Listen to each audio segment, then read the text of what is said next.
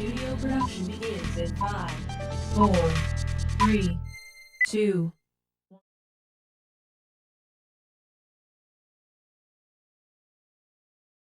Welcome to Community Foundation Spotlight. I'm Erica Joseph, president at the Community Foundation, and I have the privilege of having Amy Wood join me today from the Raymond A. Wood Foundation. Welcome. Thank you. Thanks for having me. Now, you're the director of this organization, and it's almost brand new. Yes.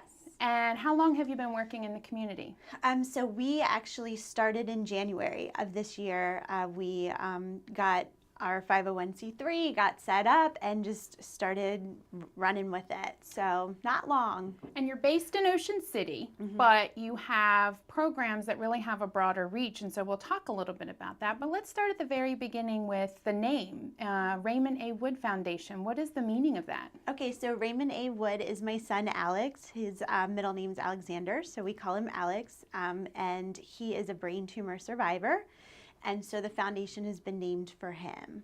And so you work helping other families that have had that kind of very traumatic experience, especially with a child so young. How old was Alex? Alex was diagnosed at 4. It was actually very sudden. He was a pretty typically healthy, normal 4-year-old, and in one day, basically, we ended up at Hopkins getting an emergency MRI where they identified a mass in the middle of his brain. So they put him into emergency surgery the next day, and it pretty much changed the entire course of his life. So he walked away from that with several chronic medical conditions that are actually pretty difficult to manage. And so in this particular case, it was a tumor that wasn't, cancer, but it still had these long-term implications for him and really helped, charter the path for you in creating this organization. Yes, so his tumor is a benign tumor called craniopharyngioma, and there's a little bit of a misunderstanding about benign brain tumors. It is malignant in place, so it can regrow in the spot that it originated. And then where it was in the brain is pretty much one of the trickiest parts. So it was in the very center. So it touched on all the ventricles of the brain, but it also disrupted the hypothalamus and the pituitary. So as a result, he has no function of the pituitary, and your hypothalamus is pretty much your master control. And so that is damaged. So he has these conditions as a result. And so I've had the fortunate opportunity to meet Alex and to see how far he has come as he's continued to grow and thrive. But a lot of that was because of some of the resources you identified going through that experience with your family to try to find ways to support Alex. Talk a little bit about some of the things that you were able to research and identify that really helped provide him that kind of special support. Sure. So Alex has a rare condition called diabetes insipidus, and most people immediately think of diabetes, the sugar diabetes, but this is actually a salt diabetes. So his body is unable to regulate the fluids, and so he takes a medication to hold the fluids in. And most kids with diabetes insipidus, or DI, have a thirst mechanism intact. So they can detect if their blood sodium is high or low based on their thirst. However, with this tumor and with the damage to the hypothalamus, some patients end up with an impaired thirst mechanism. So there's really no way of knowing what their blood sodium level is. And if you're unfamiliar, as I was prior to all of this, as to what your sodium level means, if you go into high sodium, you end up dehydrated, possible seizure, coma, or death. It can be fatal, as well as low sodium or hyponatremia, which equals the same thing. But unlike standard diabetes that we're all familiar with, we can't test his blood at home. There's no such thing or that we knew of as a home testing situation. So we were constantly guessing as to where his sodium was. We were constantly having to go to the labs, get emergency labs, stat labs, end up at the ER getting labs done. He was flown via medevac to Hopkins 3 times following his initial discharge.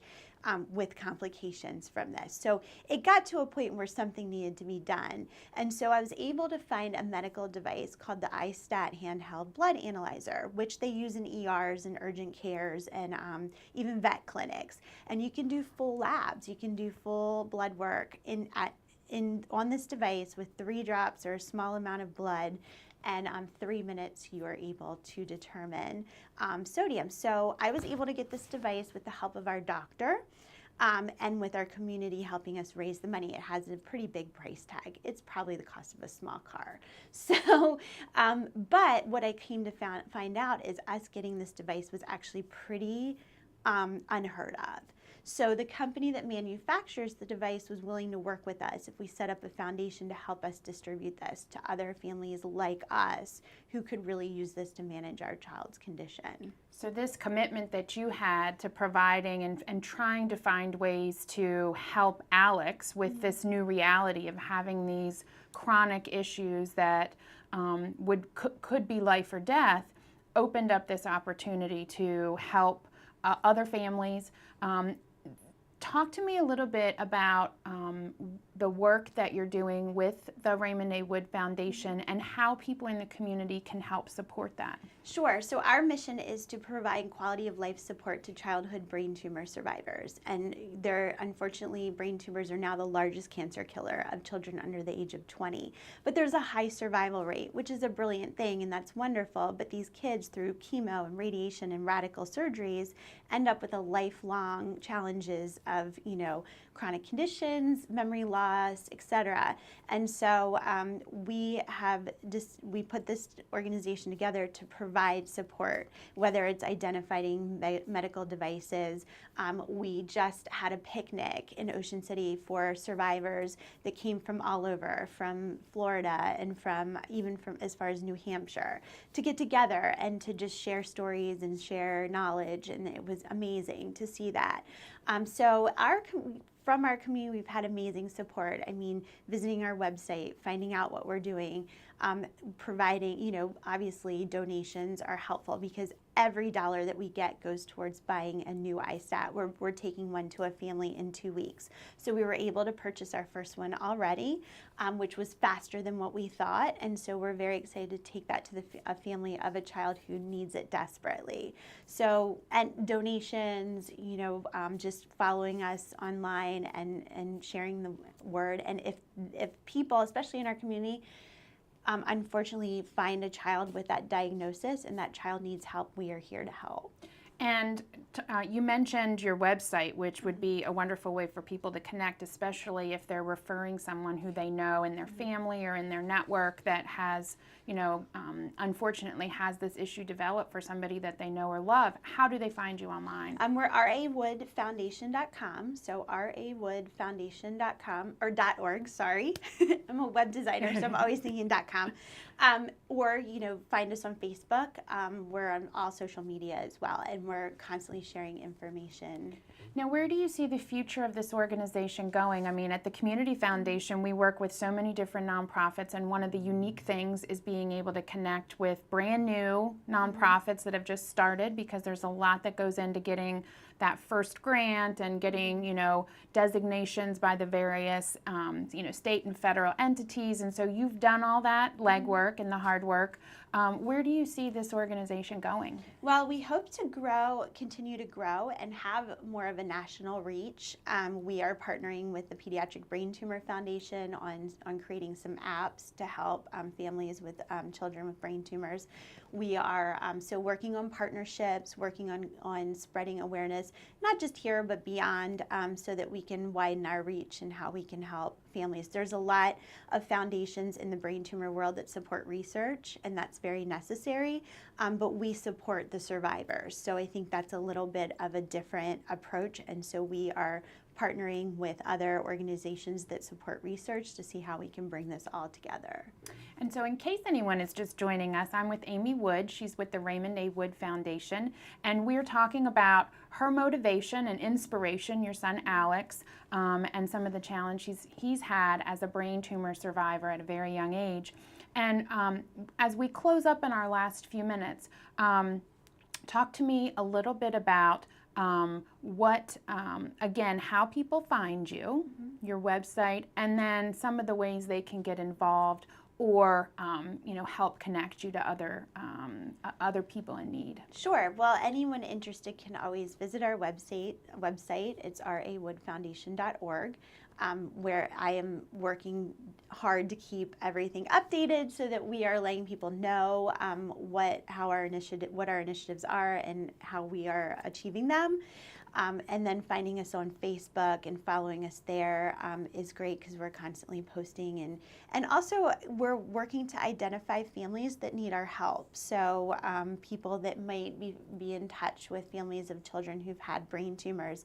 Sadly, the number's on the rise. And so, just in our area alone, I think 3 children have been diagnosed in the last couple years, which doesn't maybe sound like a lot, but it's kind of more than when I first moved to Ocean City and we didn't hear of it. So, so just down the line when we start figuring out some of how we're going to continue to raise funds through events, we'll be looking for volunteers and that kind of thing. But right now we're just starting out and we're moving faster than I even initially thought. So it's very exciting, and any kind of donations just help us get the families the devices they need to help manage their child's care. Alex, since we've had this particular device, the iStat, has not been hospitalized. I mean, that's huge. That is huge. And to close, because it's always wonderful, I mean, you're doing such dedicated work. Alex is thriving. That's the power of a really dedicated family, and parents just,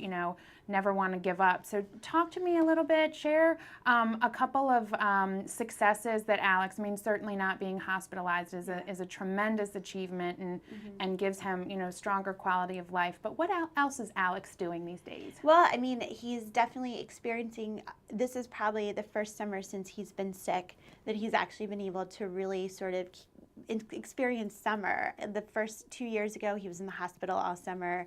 In fact, it just popped up on my Facebook feed, one of those memories that said he's saying a few words. So this time 2 years ago, he couldn't even really speak.